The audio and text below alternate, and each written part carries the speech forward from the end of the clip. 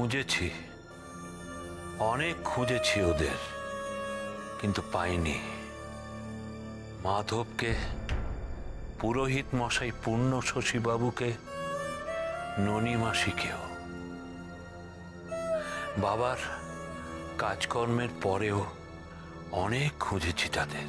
কিন্তু নিভাননী তো আপনাদের বাড়িতে এসেছিলেন। হ্যাঁ, বাবার মৃত্যু 2 দিন পর সে এসেছিল। তারপর সেও উধাও।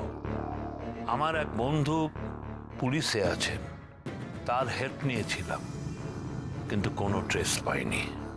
তার মানে সে রাত্রে আপনার বাবা আপনার পেছন পেছন গেটের বাইরে অব্দি এসেছিলেন।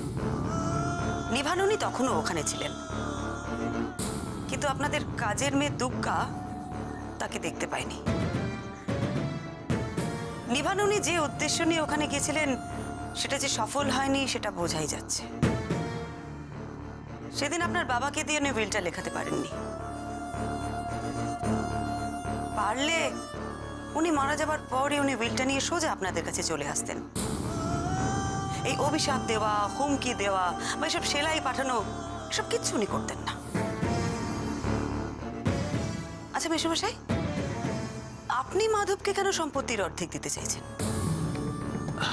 দেখুন, পূর্ণ শশীর দিব্য দৃষ্টি ছিল কিনা আমি জানি না, তবে এটুকু বুঝতে পারছি, মাধব যদি এই সম্পত্তির অর্ধেক পায় তাহলে আমার ছেলে দুটোকে মরতে হবে না।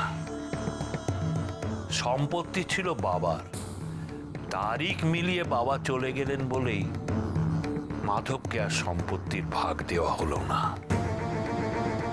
উইল অনুযায়ী এরপর সম্পত্তি এলো মায়ের নামে, তারিখ মিলিয়ে মাও চলে গেলেন। এরপর সম্পত্তি পেলাম আমি। আমি যদি মাধবকে সম্পত্তির অর্ধেক দিয়ে যাই তাহলে আমার ছেলে দুটোকে মরতে হবে না। তার মানে আপনি মনে করেন এই যা কিছু ঘটছে তার পেছনে মাধববাবু আছে? সে আমি জানি না,